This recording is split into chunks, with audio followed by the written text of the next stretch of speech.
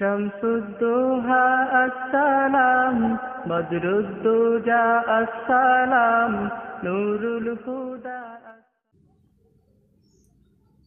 আসসালামু আলাইকুম ওরহমতুল্লাহি ওবারাকাতু।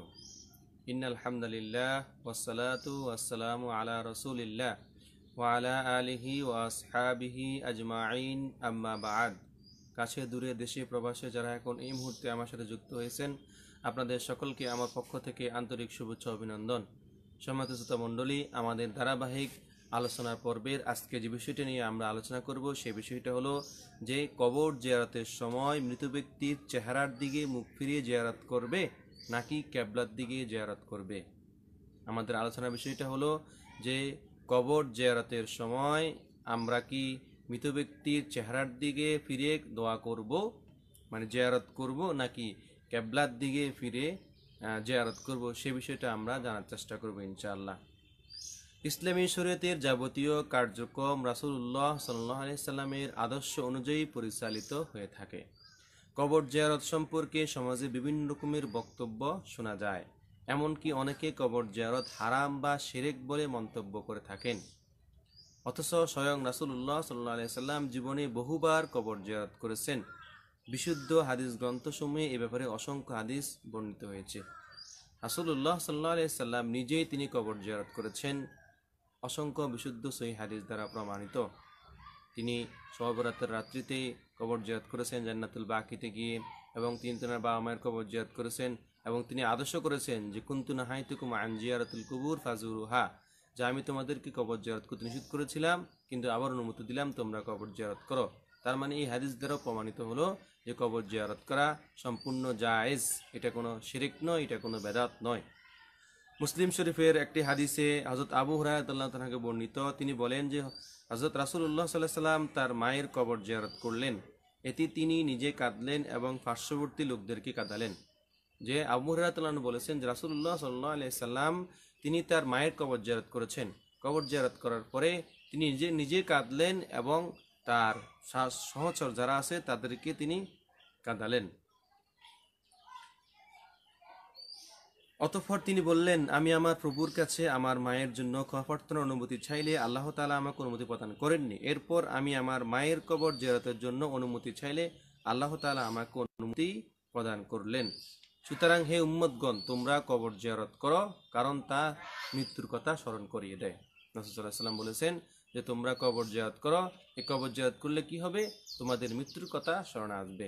তার মানে মুসলিম শরীফের হাদিস দ্বারা আমরা যে বিষয়টা জানতে পারলাম যে কবর জিয়ারত করা সম্পূর্ণ জায়েজ এবং বৈধ। আমরা তিরমিজি শরীফের আরেকটি হাদিস দেখব। হযরত আব্দুল্লাহ ইবনে আব্বাস রাদিয়াল্লাহু আনহু থেকে বর্ণিত, তিনি বলেন যে রাসূলুল্লাহ সাল্লাল্লাহু আলাইহি সাল্লাম মদিনা শরীফের কবরসমূহের নিকট থেকে গমন করলেন। অতঃপর তাদের দিকে চেহারা ফিরিয়ে সালাম দিয়ে বললেন, হে কবরবাসী, তোমাদের প্রতি শান্তি বর্ষিত হোক। আল্লাহ তাআলা আমাদেরকে এবং তোমাদেরকে ক্ষমা করুন, তোমরা আমাদের অগ্রবর্তী, আমরা পিছনে রয়েছি। অত্র হাদিসের ব্যাখ্যায় আপনার তিরমিজি শরীফের হাদিস ব্যাখ্যায় তিরমিজি শরীফের 7 নং হাসিয়াতে যে বিষয়টা উল্লেখ রয়েছে যে উক্ত হাদিসের দ্বারা এই প্রমাণ পাওয়া যায় যে মৃত ব্যক্তিকে সালাম দেওয়ার সময় জিয়ারত করিবার কারীর চেহারা মৃত ব্যক্তির চেহারার দিকে ফিরানো থাকবে। যে যখন আমরা কবর জিয়ারত করব তখন আমাদের চেহারা মৃত ব্যক্তির দিকে, মানে কবরের দিকে ফিরে থাকবে, কিবলার দিকে নয়, কবরের দিকে আমরা কবর জিয়ারত করব ফিরে।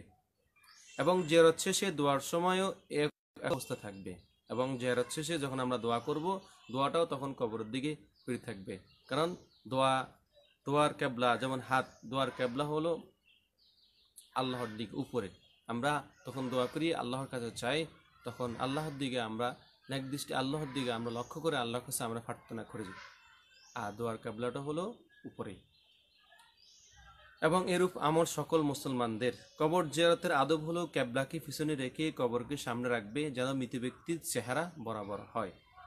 কবর জিয়ারতের আদব হলো যে আপনার কিবলাকে পিছনে রেখে কবরকে সামনে রাখবে যেন মৃত ব্যক্তির চেহারা বরাবর হয়। কবরবাসীকে সালাম দিবে, কবরে স্পর্শ করবে না, কবরে কখনো স্পর্শ করা যাবে না, চুমু খাওয়া যাবে না, কবরের দিকে ঝুঁকবে না, কবরে স্পর্শ করা যাবে না, চুমু খাওয়া যাবে না এবং কবরের দিকে ঝুঁকবে না। এই সমস্ত কাজ যে সমস্ত বেদাতি ভাষারা বন্ডরা করে থাকে, কবরে সেজদা দেয়, কবরে চুমু দেয়, কবরের দিকে আপনার ঝুঁকে দেয়, এটা সম্পূর্ণ হারাম, এটা কখনো করা যাবে না। কবর জিয়ারত করবেন, কবর জিয়ারত করতে কি আপনি কি গান বাদ্য করেন, কিছু করেন না? কবর জিয়ারত আমরা কিভাবে করি? সূরা ফাতিহা পড়ি, সূরা ইখলাস পড়ি, আয়াতুল কুরসি পড়ি, তারপর রাসূল সাল্লাল্লাহু আলাইহি ওয়াসাল্লামের দুরূদ শরীফ পাঠ করি, এরপর আমরা দোয়া করি। এটা তো হারামের কিছু নেই, এটা তো হারামের কিছু নেই, বরং সে আমার সব হচ্ছে। আমরা আল্লাহর কোরআন থেকে আমরা তেলাওয়াত করছি, এটা সব হচ্ছে। এই সমস্ত ভালো কাজকে যারা আজকে সমাজে বলে বেদাত বেশারি শিরক বলে ফতুয়া দেয়, এরা সমাজে ফিতনা সৃষ্টি করে, এদের কাছ থেকে দূরে থাকবেন। এক বর্ণনা এসেছে, সপ্তাহের অন্যান্য দিনের চেয়ে জুমার দিনে মৃত ব্যক্তিকে দুনিয়ার অবস্থা বেশি উপলব্ধি করার ক্ষমতা প্রদান করা হয়। অতএব উপরোক্ত দলিল সমূহের দ্বারা এটাই প্রমাণিত হয় যে কবর জিয়ারত করার সময় কবরের দিকে ফিরে জিয়ারত করে সুন্নত, আর এর ব্যতিক্রম করা সুন্নতের খেলাফ। আমরা এই আলোচনা থেকে যে বিষয়টা জানতে পারলাম যে কবরের দিকেই মূলত ফিরে জিয়ারত করাটাই হলো আমাদের সুন্নত, এবং কবরের দিকে ফিরে জিয়ারত না করাটাই হলো সুন্নতের ব্যতিক্রমী কাজ। আল্লাহ তাআলা আমাদের সকলকে যেন এই আমলটুকু করার তৌফিক দান করেন। আমিন। আসসালামু আলাইকুম ওয়া রাহমাতুল্লাহি ওয়া বারাকাতুহু।